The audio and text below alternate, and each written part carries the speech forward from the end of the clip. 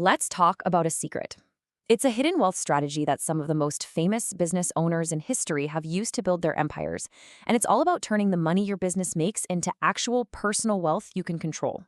So let me just ask you this. Let's say your business crushed it last year, brought in $1 million in revenue. That's fantastic. But after you pay your team, your vendors, the tax man, your debt, how much of that $1 million is actually yours? Like sitting in your personal bank account ready to use?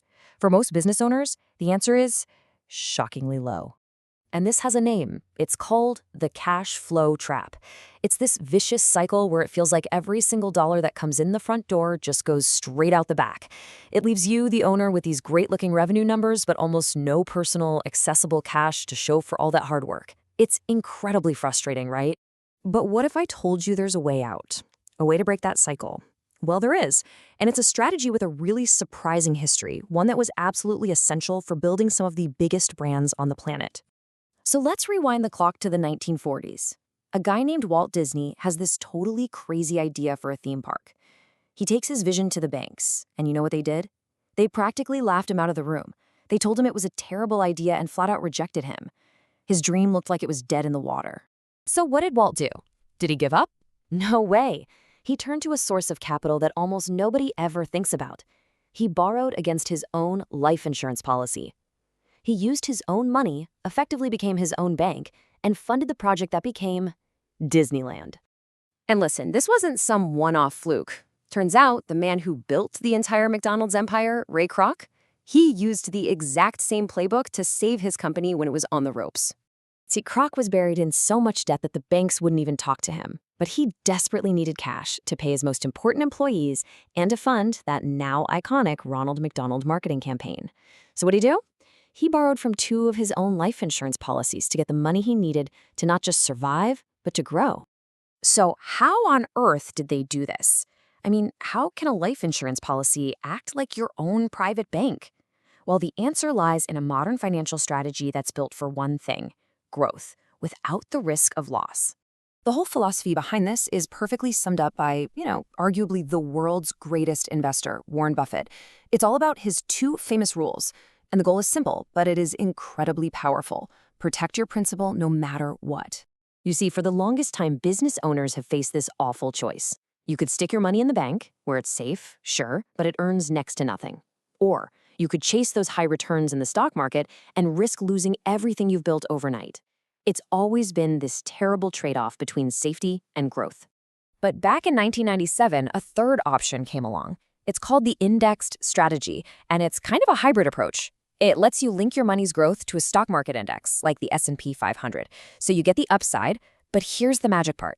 It completely protects your principal from any and all market losses. Let me break it down. It's actually really simple. When the market goes up, your account value goes right up with it. Great. But when the market crashes, your value just freezes. It locks in right where it was. You get to participate in all the gains, but you get to sit on the sidelines during all of the losses. You never go backward. Okay, so that's the theory. It sounds pretty good, right? But let's see how this actually works in the real world for a business owner just like you. Let's talk about John. So John here owns a pretty successful trucking business. On paper, he's killing it. $1.5 million in revenue. But when you look closer, the reality is he's got $300,000 in debt and only $20,000 in cash. He is stuck deep in that cash flow trap. John decides he's had enough. He's going to break the cycle. So he opens up a specific kind of policy designed for this. It's called an Index Universal Life Policy, or an IUL for short. You can just think of the IUL as the engine that makes this whole strategy go. And he starts by putting $50,000 a year into it. And just look at how his accessible cash starts to grow. Yeah, in year 1, it's a little less than what he put in because of some initial policy costs, but by year 3, look at that. He's already got more cash value than he's paid in. And by year 5, he's put in $250,000 and now has access to $260,000. He is officially cash positive. Okay, so right around this time, a business opportunity pops up. Of course it does, right? John needs $60,000 to buy a new truck and expand his fleet. Now, instead of going to a bank, filling out tons of paperwork, and hoping for a loan, John becomes his own bank.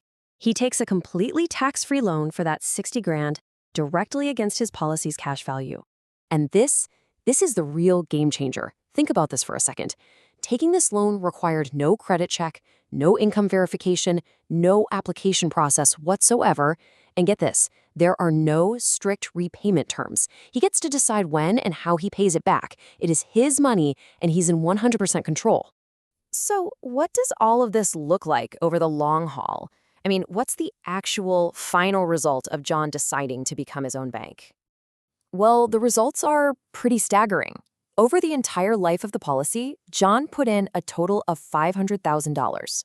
In return, he was able to take out $2.8 million in tax-free income for his retirement.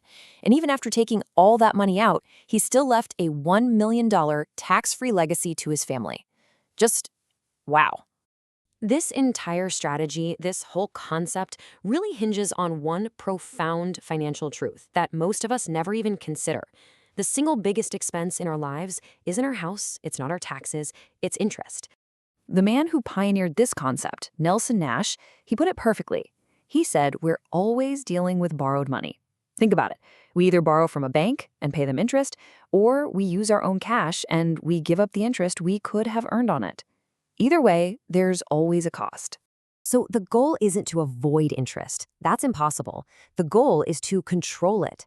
And that leaves every single business owner with one really fundamental question. Are you going to keep paying interest to someone else for the rest of your life, or are you going to finally put yourself in a position to control it yourself?